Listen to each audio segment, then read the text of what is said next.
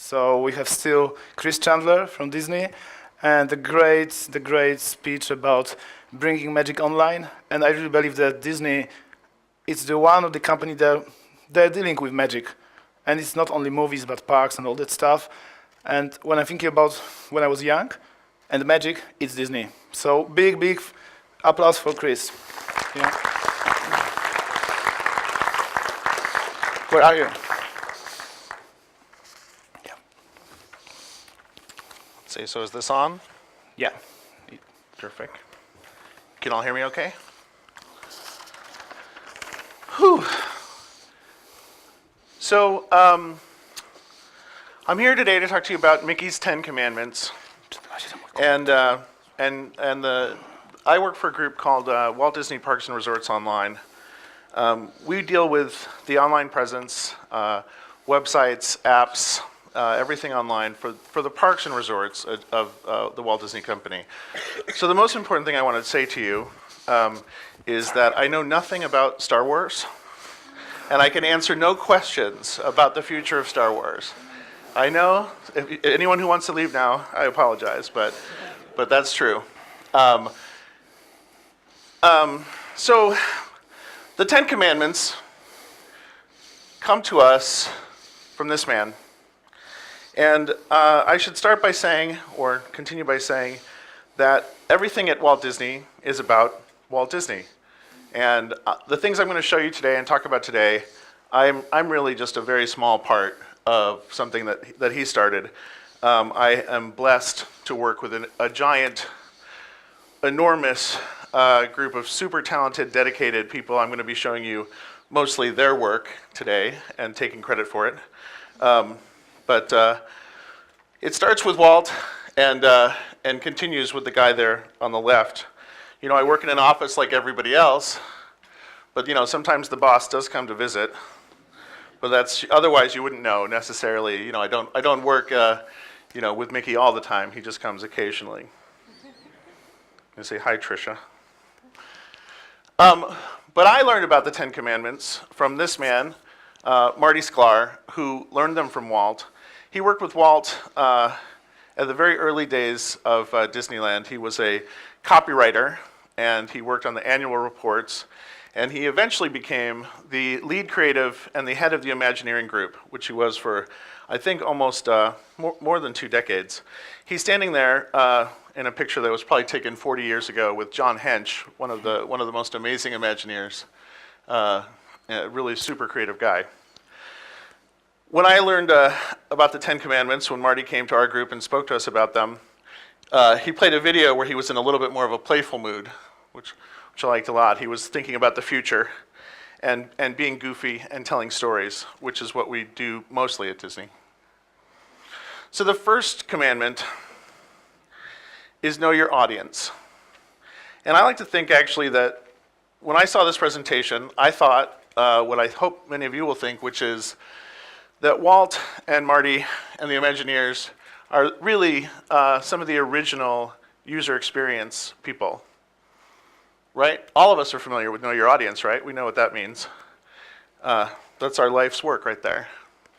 Now, and I think you probably know what Disney's audience is, right? Kids having fun in a park. It's a mom and her kids having fun at a park.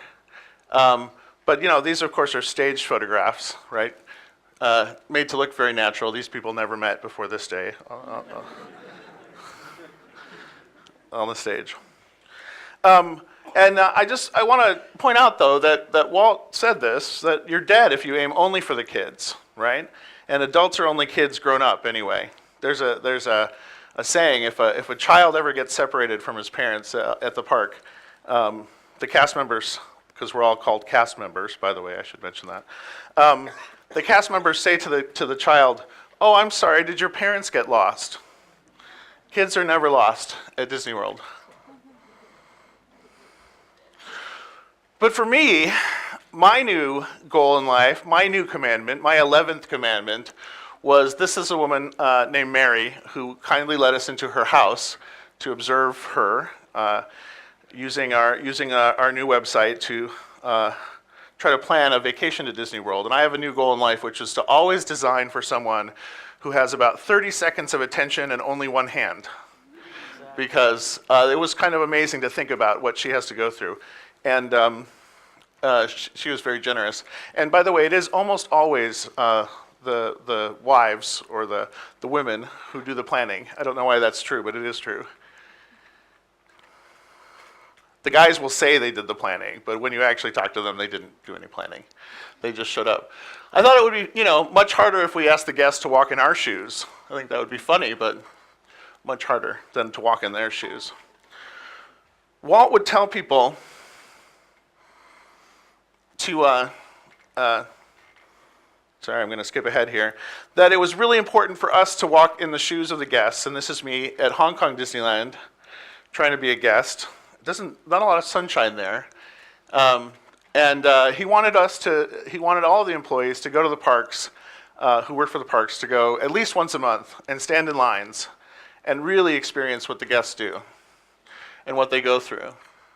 Because it's one thing to do observation, right? It's one thing to do research by trying to understand what's going on with our guests. And we do a lot of that. Just do a lot of that. A lot of guest feedback at every level that you can imagine. But I think that since we're designing for experience, it's also important for us to have some of those experiences.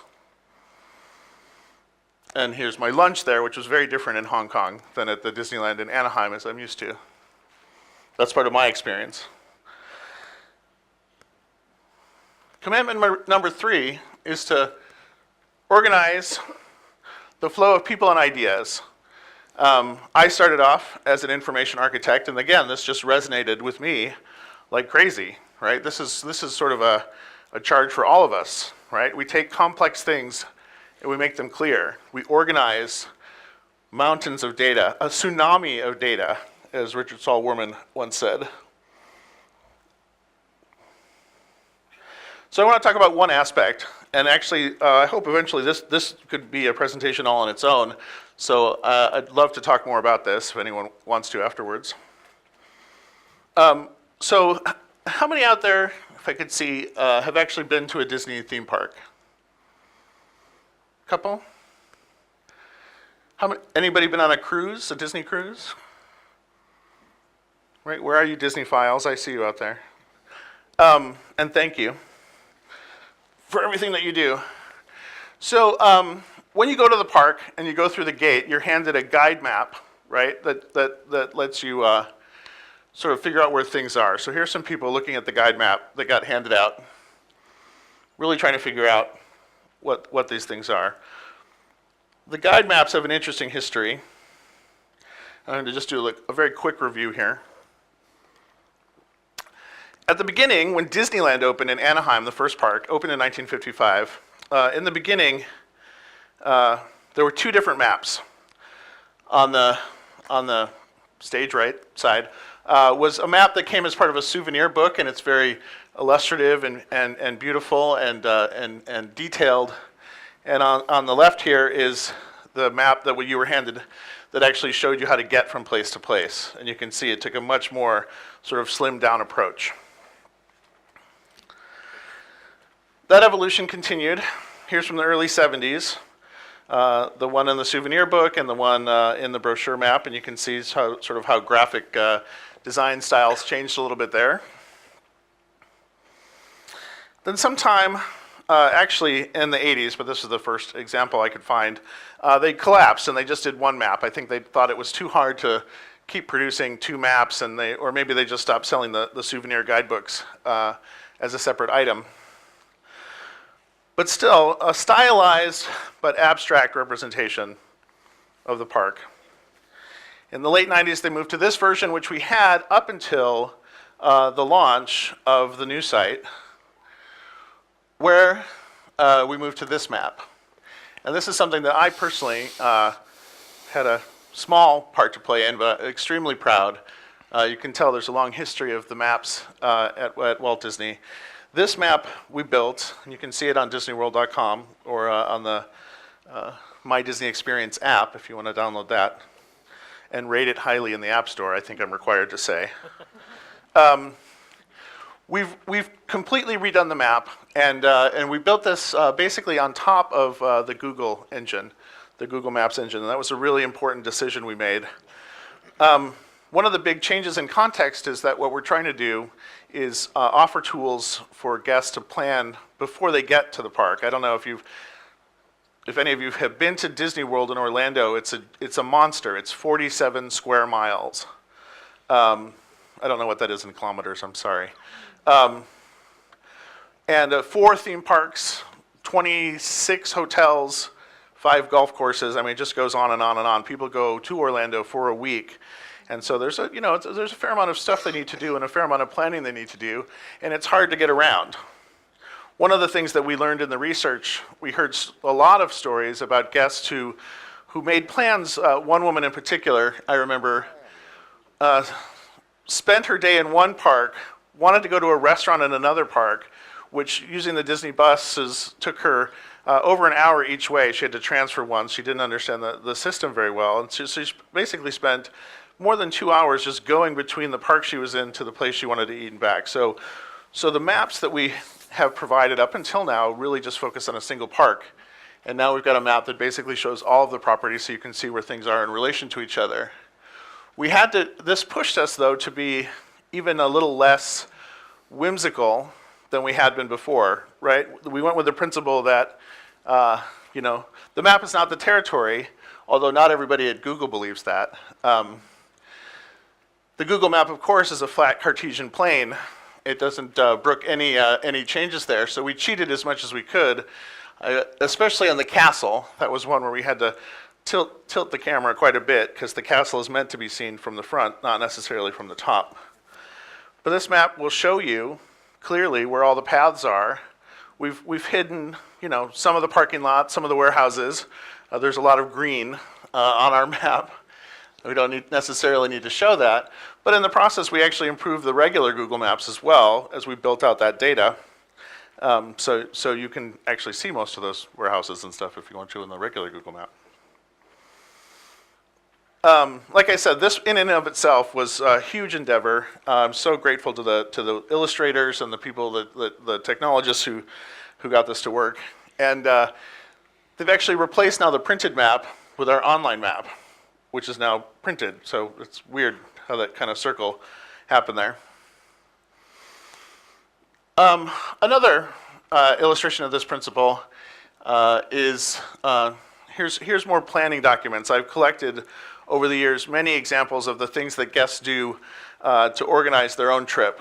And here's a woman outside of Chicago who she had a giant 3-ring binder and she, painstakingly writes down all the times of the parks, and she's talking about her dining experience, what she wants to have over there. Here's another example. Mostly, I was just amazed at this, not necessarily because of all the work that they did, but this was actually a Google Wave user. Who knew?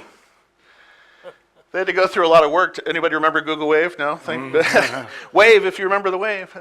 Yeah, that was hard. They spent a lot of effort to do that. Here's another example. Again, one of my favorites. This woman went to the trouble. This is all done in Excel. She put together this sheet for everybody in her family so that everybody would know all the hours, all the reservation numbers, and she shared it. And it was just, you can't look at this and not think, wow, we are really not doing something for these guests. Again, I'm so spoiled. It's so spoiled to be able to work at Disney where people want to go. They want that experience so badly that they would actually do something like this. So as part of our new online suite of tools, right, we're building out things like an itinerary tool.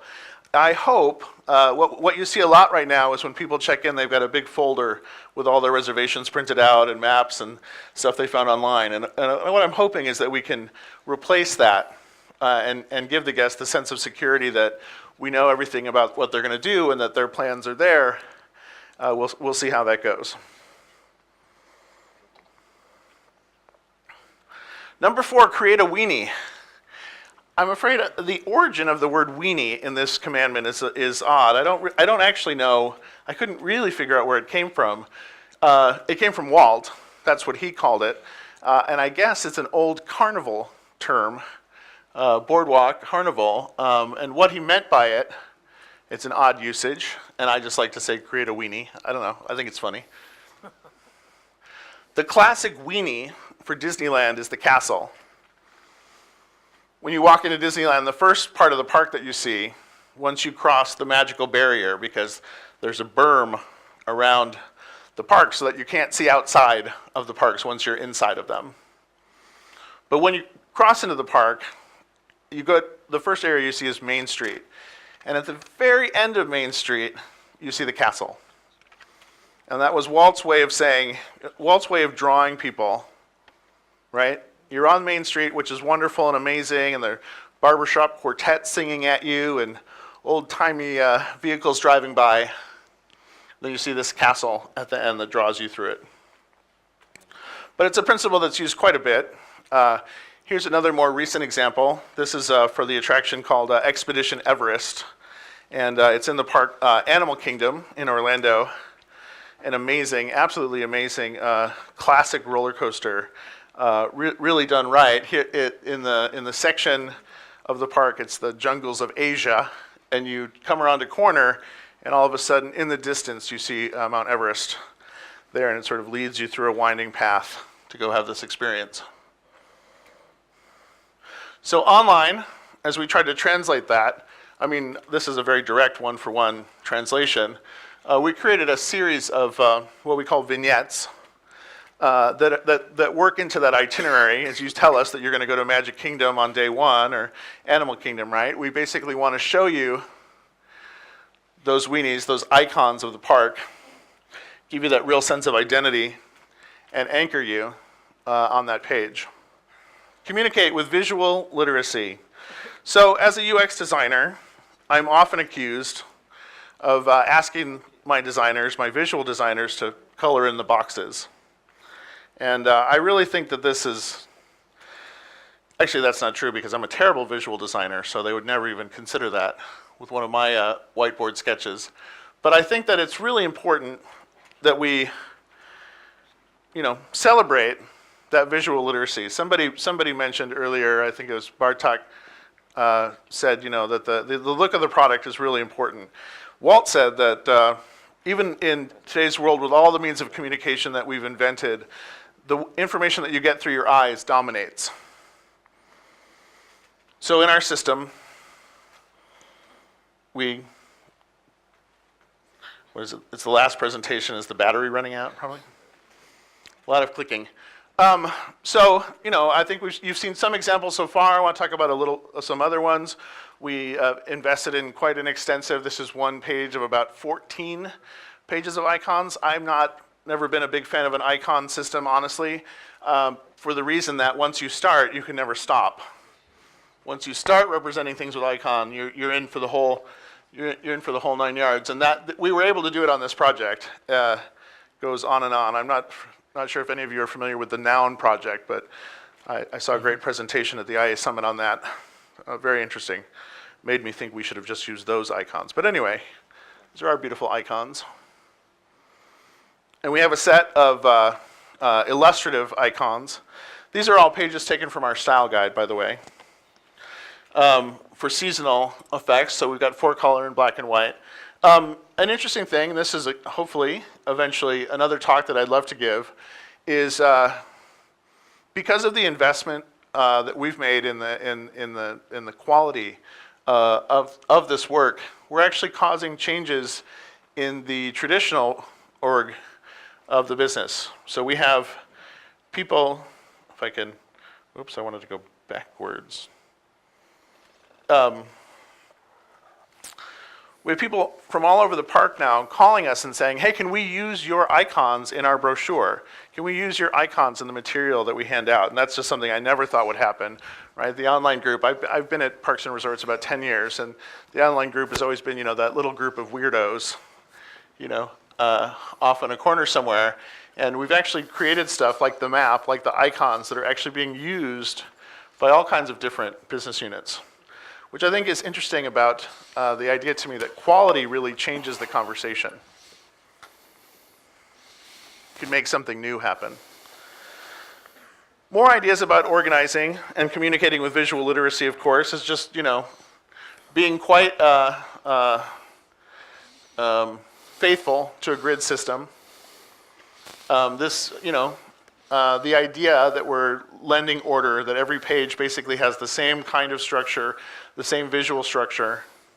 It's quite obvious, really, but actually it's amazing how much difference it makes with a site like ours to have the same proportions used consistently. We don't leave that kind of thing up to a web developer to decide. Number 6, avoid overload. Are you guys getting the same sense that I am? Are you having chills? I just really thought, this is amazing. It's like he could have written a UX book that would get published by Rosenfeld Media, with these 10 principles.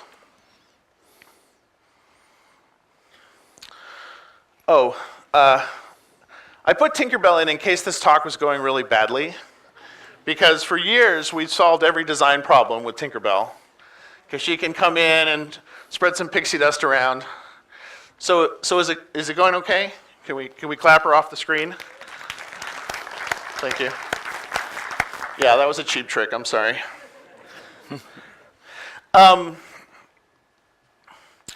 Avoiding overload. This is a little bit of a sidestep, but I want to talk about some of the methods, right? Obviously, we've talked about sketching and sketchnoting. Being able to sketch is something that's really important. We did a series of sketches about the how to find things, the finder, as we called it. And then, we look at these sketches, and I love Ken, the artist who did this sketch. Of course, he's got just a beautiful hand.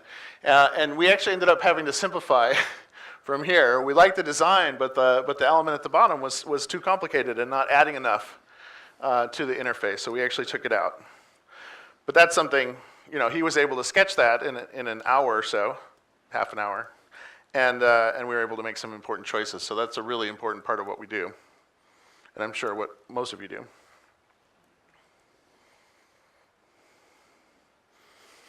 I want to just show some of the interior pages. The product for the parks is actually surprisingly complicated. We've got some crazy business rules about the way that we manage something like 30 million people a year who come to Disney World. And the system that we come up with, I think, really utilizes white space and that sense of order to break the process down as simply as we possibly can.